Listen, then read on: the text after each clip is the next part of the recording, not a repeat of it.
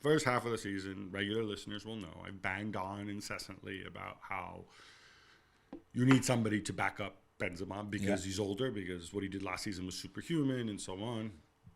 And still, nobody's listening. It's still Mariano and Asensio and Rodrigo and some kind of weirdness there.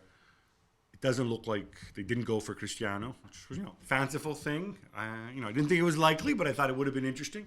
Although, who knows? I mean, I know he's supposed to make his debut with Al Nassr on the 21st. Maybe after a couple of weeks in Saudi Arabia, he's like, my God, what have I done? He can't be registered with 3 teams in the same season. So now he's stuck there. He can't move. Unless he goes back to United. That's Ooh, it. How about that, huh? No, not happen. Okay. No. Should they move? Are they say? Because we go back to the same thing though. What? Were you going to go and get a Borja Iglesias, for example, or someone like that? There is more body than really someone good enough for that level, for that team. I think if you have Modric and Tchouaméni and Vinicius setting you up, I don't think you need necessarily, if you get somebody who's okay being a backup. Like I said, I go back to the, it can be a Borja Mayoral type, but somebody who's a better alternative than Mariano Diaz. Because, look, it's not like Mariano Diaz comes in and scores. No, Mariano Diaz comes in and plays badly. Somebody doesn't come in at all. You've got the Asensio situation, right? And again, Asensio can't back up 4 positions. Neither can Rodrigo. No, right? no. I know. The thing is, you can't. I mean, and it's possible, but you don't get on. You don't go on loan for 6 months to Real Madrid. If you're Borja Mayoral or Borja Iglesias or another forward in La Liga already, you sign a 2.5 year, 3.5 year deal. So you have that player for a while, and you know it. Then Hendrik is coming. Then you got the Kylian Mbappe and the Erling Haaland. I want to take you back to what you said. You don't go to a club like Real Madrid on loan for 6 months? I don't think so. Not anymore. Okay. No, I don't think so. But you go to Manchester United if you're Wout Weghorst? But that's exactly my point. No, but I don't think it's about. It's a different context. But Real Madrid would never sign Wout Weghorst for 6 months. This is not. I don't. Yeah, no, and I'll tell you, I think that's wrong. I think you need insurance. I think you need insurance. You don't want to. You don't need a superstar. You need, if you don't like Weghorst. I'm not saying Weghorst should have signed for Real Madrid instead of United or whatever. But that thinking. Because you are a man down. You are competing for important things. You don't know what's going to happen with injuries and suspensions. And unless but why if nothing happens then? Why if Karim is fit the whole season? Why if he's very good again? You've spent a pittance for 6 months on somebody who's there, who trains with you, who hangs out with Mariano on the bench, and whatever. And it doesn't cost you a lot of money. Relative to the amount of money you can lose and the trophies you fail to win, if you don't have that option, I think it's significant. It's just, I don't think right now this is the policy they go after. They're like Julien Faubert years, this is the Galactico team. They go for Camavinga, you say that, they right? go for Tchouaméni, they would go for Erling and you Kylian. say that, but Dani Ceballos is still there, and he's getting playing time. And he's getting playing time because they're not bringing in another Dani Ceballos. But it was not a 6 month loan. He had a great season at Betis, and then it was that time where they were signing all the best young Spanish. No, I understand that, but what I'm saying is, old Real Madrid would have moved Dani Ceballos and bought somebody else. Maybe. It's interesting when you financially maybe there's a. Well, when you look at where these two clubs are run, again, juxtaposing with Barcelona, people seem to forget Real Madrid don't have an investor. They don't have an owner putting in money, right? So they balance the books, every year.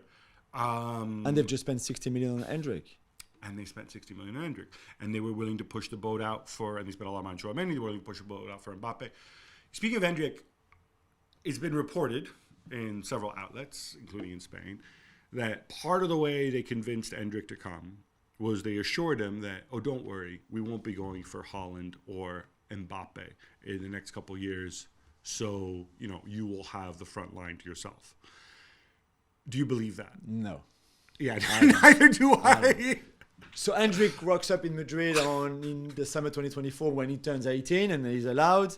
And what? Benzema has retired and they're like, okay, here you go. Yeah, hey, we don't know if you're going to be good enough or not, because he's clearly very talented, but it might take him a couple of years, like for Vinicius, for example, to just adapt and and get the maturity and the consistency that you need to be a Real Madrid superstar. So what do you do in the meantime? Well, you just, I just don't think it's possible. And also you can play Kylian and Endrick, you can play Haaland and Endrick together. Okay, the three together, maybe not. So we think that Kylian and Haaland, not this summer, maybe not next summer, but at some point, Kylian or Haaland or somebody of that magnitude or close to that magnitude is still in play for Real Madrid. 100%. Maybe this summer, maybe going forward. Yeah, I'm convinced that the door will always be open for Kylian Mbappe.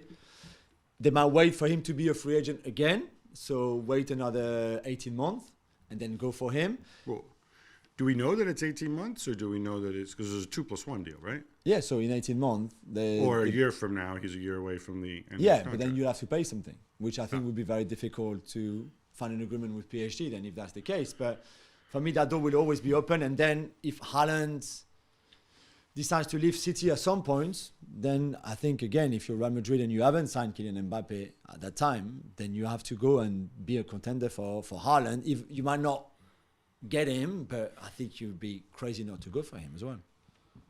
How big a deal is the Alaba injury going forward? I think it's 3 weeks. It should not be too bad, but we saw a bit of a shaky Ferland Mendy in the Villarreal game, giving the ball away on the first goal, being not very good defensively. Even again yesterday, we mentioned the goal that Lino scores, the way it happens, the sort of the apathy about the defending. And again, on the Perez chance right at the end, I think that's far too easy for Valencia to create that. And so, yeah, maybe defensively it's a bit worrying. I don't think they've played very well defensively. I think they're definitely, and I think that's another area where I'm not saying just keep adding center backs, right? Because it doesn't work that way. But if Alaba is injured or not right or going through a bad situation, if you're using Mendy, if you're using Mendy at left back as opposed to center back, which of course he's also done, you just have Militao essentially to kind of hang your Rudiger. Head on. And Rudiger, who of course comes with another raft of potential issues. So is the right back really where they? And then at right back, you have Carvajal, who's older, who's kind of up and down, or then you go with Lucas Vázquez, who I think in certain games he's perfect for it and actually does a very good job.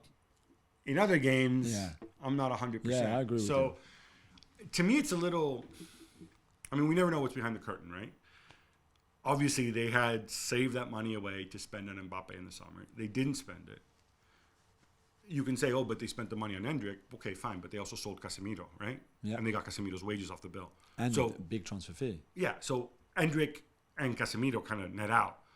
So I would have to believe that the Mbappe money is all still there. Yeah, so I would agree. Stay tuned, because I think, again, maybe not January, although, again, in January, I would bolster this team with an alternative. Maybe they should. And maybe they will, but and the Bernabeu will be fully functioning very soon, bringing a lot more money. Bringing more revenue as well. Thanks so much for watching ESPN on YouTube. And for more sports highlights and analysis, be sure to download the ESPN app. And for premium content and live streaming, subscribe to ESPN Plus.